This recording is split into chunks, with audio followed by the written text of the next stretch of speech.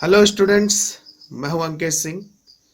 सिद्धांतम से smart fair copy के इस वीडियो सेक्शन में हम लोग प्रतिरोध और ओम के नियम को समझेंगे। आवेश, विभव, विभवांतर और विद्युत धारा के कंसेप्ट पर हम लोगों ने पिछले वीडियो सेक्शन में चर्चा की थी। इसमें हम लोग प्रतिरोध के कंसेप्ट को समझेंगे। इस कंसेप्ट को हम लोग एक एग्जाम्पल की मदद से समझ सकते हैं। मान लीजिए कि एक कार्ट है जिसे कोई घोड़ा खींच रहा है। यदि रोड स्मूथ है तो कार्ट आराम से चलेगा,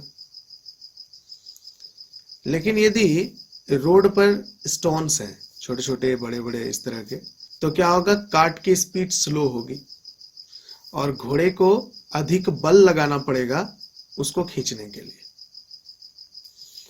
यहां पर हम लोग यदि कार्ट को आवेश माने तो घोड़ा विभवांतर के द्वारा लगाए गए उस बल की तरह है जो कार्ट को खींच रहा है। स्टोन्स ही वो प्रतिरोध है जो विद्युत आवेश यानी कि कार्ट को आगे जाने से रोक रहा है या उसकी स्पीड को कम कर रहा है।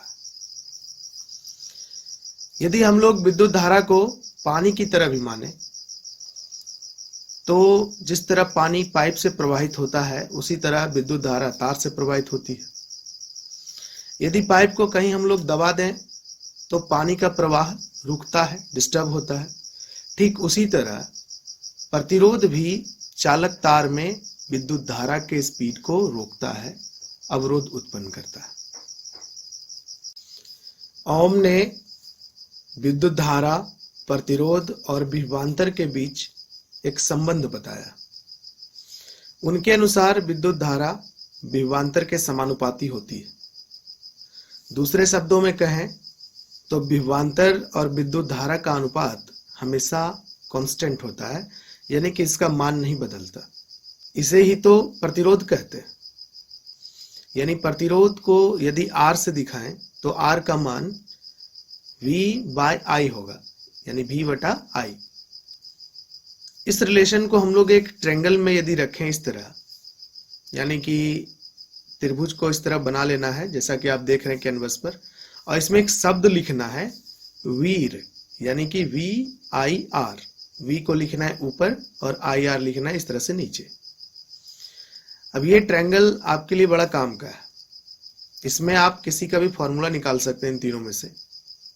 मान लीजिए कि हमें V का फॉर्मूला पता करना है कि V = क्या होगा, तो आप V को हाथ से इस तरह ढक दीजिए, तो आपके पास क्या बच रहा है? I और R, और ये दोनों एक ही लाइन में है, यानी IR हो जाएगा गुना में, तो V = हो जाएगा I × R। यदि हम लोग इसी तरह I का मान निकालना चाहें, I का फॉर्मूला जानना चाहें, तो I को ढक दीजिए, तो अब क्या मिलता है? V मिलता है ऊपर और R मिलता है नीचे, यानी कि I का फॉर्मूला हो जाएगा V/R।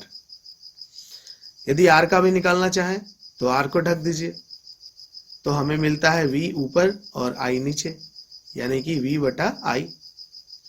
तो बहुत ही आसान है इस ट्रायंगल से इन तीनों फॉर्मूले को ध्यान में रखना, और एक शब्द ही तो ध्यान में रखना है, वीर। बहुत ही अच्छा शब्द है, आसान शब्द है, ध्यान में रहेगा ही, जिसमें V ऊपर रखेंगे और IR नीचे रखेंगे। वैसे प्रतिरोध के कारण विद्युत धारा के प्रवाह में जो रुकावट उत्पन्न होता है उसका कुछ अंश हीट यानी कि उष्मा के रूप में प्रकट होता है। विद्युत धारा के इस प्रभाव को उष्मी प्रभाव कहते हैं। इसी का उपयोग किया जाता है फ्यूज में। हम सभी ने अपने घरों में फ्यूज को देखा है। यह चीनी मिट्टी का बना होता है या फिर कांच की एक नली के रूप में रहता है।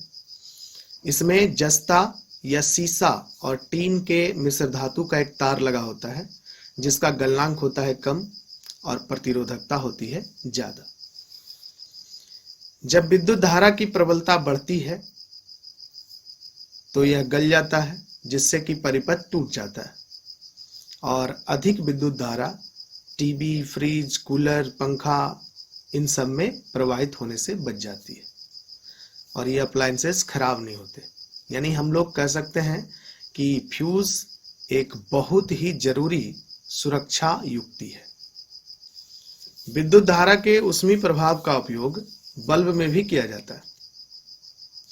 हालांकि अभी जो बल्ब आ रहे हैं वो तो एलईडी हैं, लेकिन पुराने टाइम में जो बल्ब आते थे जो पीला प्रकाश देते थे, इस तरह का बल्ब जैसा कि आप देख रहे हैं कैनवस पर, यह विद्युत धारा के ऊष्मीय प्रभाव पर बेस्ड है। इसमें एक फिलामेंट होता है जो टंगस्टन का बना होता है। जब विद्युत धारा प्रवाहित की जाती है तो यह टंगस्टन का फिलामेंट गर्म होता है और प्रकाश देता है।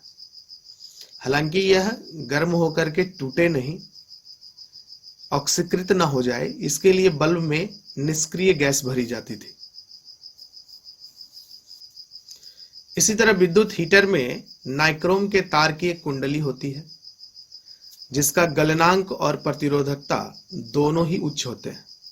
जब इसमें विद्युत धारा प्रवाहित होती है तो यह गर्म होकर के उष्मा देता है। हालांकि यहां एक बात ध्यान में रखनी है कि जो फ्यूज का तार है उसका गलनांक कम है, प्रतिरोधकता ज्यादा है, लेकिन जो हीटर का तार है इसका गलनांक और प्रतिरोधकता दोनों ही ज्यादा है।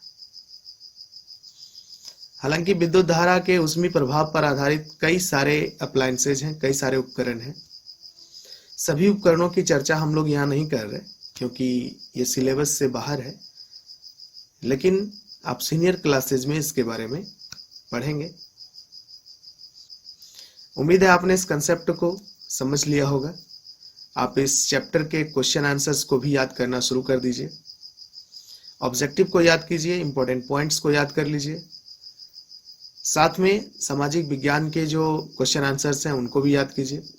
और हाँ, सिद्धांतम से स्मार्ट फेयर कॉपी को मन से पढ़िए। ये आपका एक बहुत ही अच्छा साथी है। ये ना सिर्फ मार्क्स उठाने में आपकी मदद करेगा बल्कि आगे की पढ़ाई के लिए आपका बेस भी मजबूत करेगा। अपने दोस्तों को भी इसके बारे में बताइए। मन से पढ़िए, अच्छे मार्क्स लाइए। Thank you.